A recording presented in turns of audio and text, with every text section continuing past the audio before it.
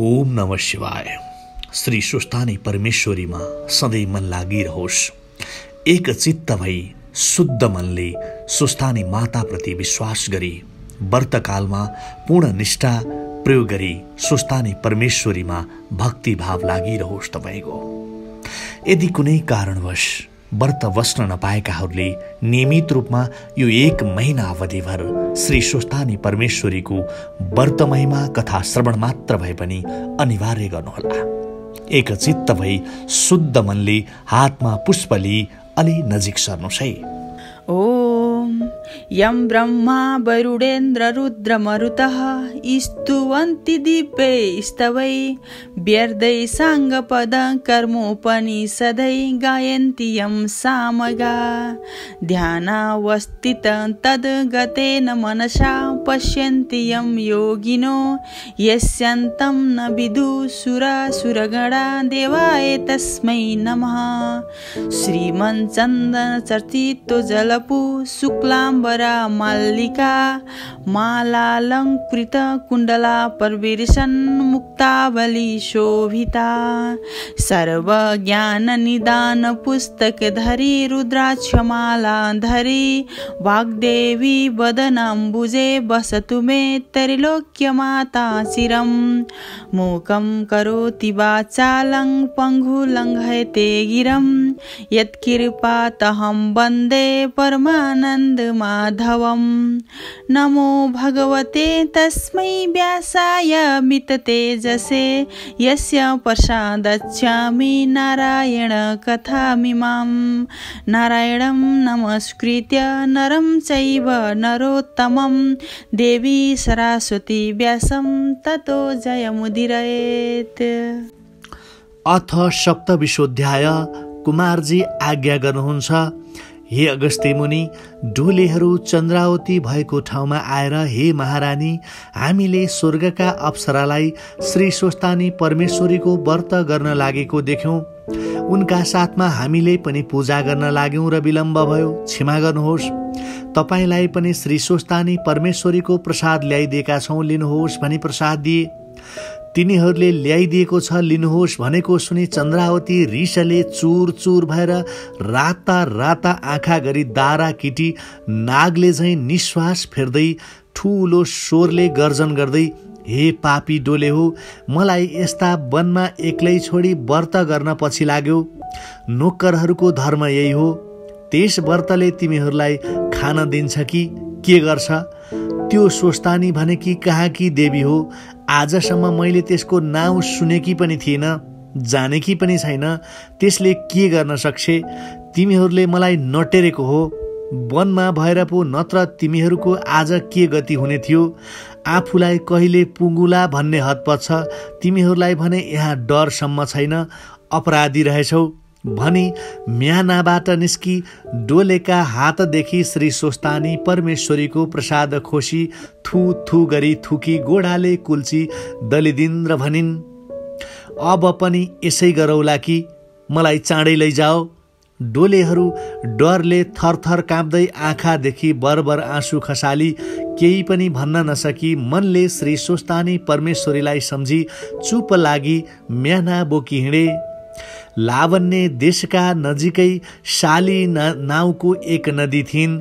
त्यहाँ पुगी आधा नदी तर्न लाग्दा श्री सुस्तानी परमेश्वरीलाई निन्दा गरेको हुनाले अकस्मात चँदुवा टाँगे जस्तो मेघ घुरिए।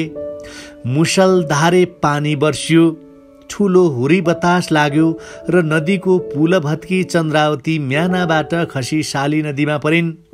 डोलेहरू मरी श्री सुस्तानी परमेश्वरीका प्रभावले दिव्य रूप भई आनन्दले शिवपुरीमा रहे। जो मनुष्य श्री सुस्तानी परमेश्वरीको व्रत गर्ला त्यसले त्यो पदवी पाउला। अनि चन्द्रावती ब्राह्मणी महापातकी भई जलभित्र परिरहिन्। जुन दिनदेखि चन्द्रावती खसिन् उसै दिनदेखि शाली नदी पनि बग्न छोडिन्। माझीहरूले त्यो देखेर यो के आश्चर्य भयो, यस नदीमा गोही वा नाग आइबसेछ कि अथवा देशमा केही उत्पात हुन लाग्यो कि यो कुरा राजा कहाँ जाहेर गर्नुपर्छ भनी राजदरबारमा गई बिन्ती गरे। हे महाराज, शाली नदी बहिनन्, स्थिर भइरहेकी छिन्, यस्तो भएको हामीले सुनेको पनि थिएनौँ। आज आफ्नै आँखाले देख्यौँ, आश्चर्य भयो। त्यो कुरा सुनि नवराज राजाले मन्त्रीहरूलाई डाकी माझीहरूले जाहेर गरेको सबै कुरा भने। लोकलाई पनि साथमा लिई नदीमा गएर माझीहरूलाई जलभित्र कुनै जन्तुहरू छन् कि जाल हाली हेर भनी अराए। माझीहरूले हवस भनी जाल हाली हेरे। चन्द्रावती त्यसमा अल्झी आइन्। त्यसबेला चन्द्रावती कस्ती थिइन् भने शरीरमा कुष्ठ हुनाले हात पाउ झरेकी, शुद्धि केही नभएकी, हिलाले छोपिएको मुडो जस्तो। त्यस्ती चन्द्रावतीलाई देख्दा यही वस्तु हो भनी ठहर्याउन नसकी नदीका किनारमा मिल्काए। फेरि जलभित्र पसी खोज्न लागे, केही पाउन नसकी। हे महाराज, हामीले त केही पाउन सकेनौँ भनी बिन्ती गरे। अनि नवराज राजाले, हे गङ्गे, तिमी किन स्थिर भइरहेकी, मैले जान्न सकिन, मसँग प्रसन्न हो भनी हातमा अर्घ लिई पारो र नवरत्न समेत मिलाई गाईका दूधले अर्घ दिए। तब शाली नदी बग्न लागिन्। सबैजना आश्चर्य परी नवराज राजाका साथ दरबारतिर फिरे। उतातिर चन्द्रावती ब्राह्मणीलाई छिनमा बिउझने, छिनमा मुर्छा पर्ने, छिनमा भोक तिर्खा लाग्ने र छिनमा शिर घुमाउने हुन लाग्यो। त्यसरी महाकष्ट पाई मुडो लडे झैँ उनी शाली नदीका किनारमा परिरहिन्। एक दिन साह्रै भोक लाग्यो र खाने कुरो केही नपाउँदा माटो नै खान्छु भनी हातमा लिइन्। त्यो माटो पत्थर भइगयो। त्यही पनि खाउँ भन्दा खरानी भयो।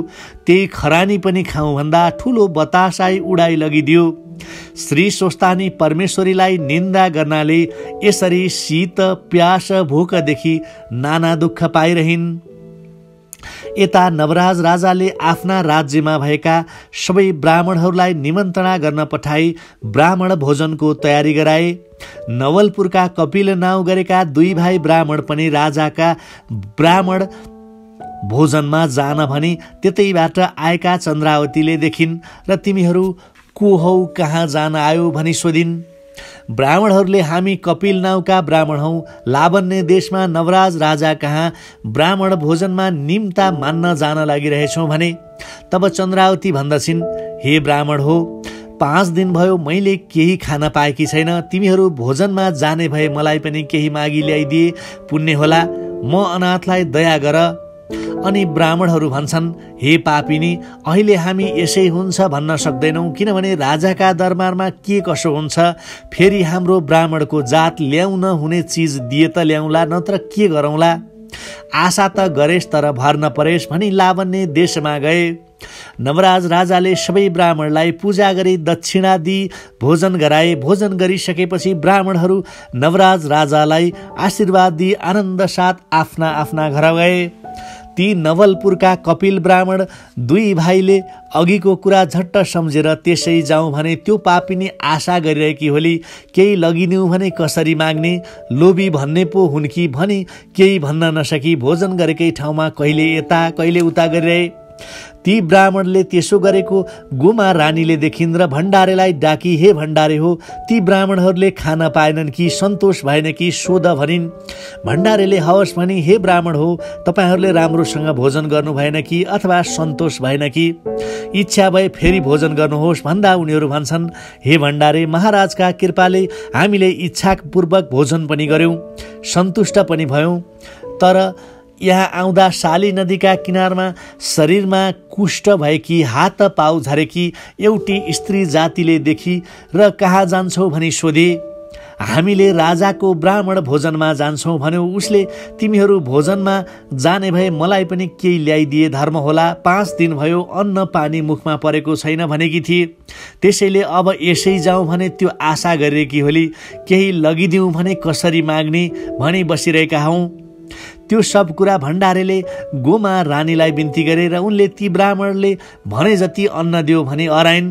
भण्डारेले हवस् भनी भण्डारमा गइराखेको वस्तु दिन खोज्दा नवराजको सबै भण्डार सुकिसकेकाले केही नपाई आश्चर्य मानी, हे महारानी, राखेको ठाउँमा केही पनि छैन, के दिउँ भनी बिन्ती गरे। गोमा रानीले यस्तो कुरा सुनि आफै भण्डारमा गई हेरिन्, नभन्दै केही पनि रहेनछ र मलाई तयार गरिराखेको भोजन देऊ भनी अराइन्। उनीहरूले हवस् भनी त्यो भोजन लिई ब्राह्मण लिएर गई। हे ब्राह्मण हो, त्यसको नाउँ लिनासाथ राजाको भण्डार सबै सुकिगयो। राखेको ठाउँमा केही पाइएन। यो महारानीलाई भनी पकाइराखेको भोजन छ, लगिदिनुहोस्। अरू केही पनि छैन भनी भोजन दिए। ब्राह्मणहरूले शरम मानि त्यो लिई निस्के। उनीहरू जानासाथ राजाको भण्डार फेरि जस्ताको तस्तै भयो। इति श्री स्कंद पुराणे केदार खंडे माघ महात्म्ये कुमार गस्ते संवादे श्री स्वस्तानी परमेश्वराय व्रत कथायाम नवराज ब्राह्मण भोजनम नाम सप्तविंशोऽध्याय। श्री स्वस्तानी परमेश्वरी की जय। उपनयन्तु मंगलव सकल जगन मंगलालय श्रीमान दिनकर किरण निबोधित नव नलिन दल निवेक्षण कृष्ण काले वसन्तु उपजन पृथ्वी सस्यशालिनी देशोस्यं शोभरहितो ब्रह्माण्ड सन्तु निर्भया अपुत्रा पुत्रिण सन्तु पुत्रिण सन्तु पौत्रिण निर्धना सधना सन्तु जीवन्तु शरदं शतं। तत्रैव गंगा यमुना च तत्र गोदावरी सिन्धु सरस्वती च तीर्थानि सर्वाणि वसन्ति तत्र यत्र चौतद्वार कथा प्रसंग। या कुंदे या तुषारहार धवला या शुभ्रवस्ता भीर्ता या वीणा वरदंड मंडित करा या श्वेत पद्मासना या वरमाच्युत शंकर परभित भीर्देवै सदा वंदिता श्यामा पातु सरस्वती भगवती निशेष जाड्यपहा। कायेन वाचा मनसेर्वैर्वा बुद्धयात्मना प्रकृति स्वभावत करोमि संकल्प परस्मै नारायणयति समर्पये तथा। आध्यात्मिक आँखाले हेर्ने एउटा सुन्दर किताब खबर.com।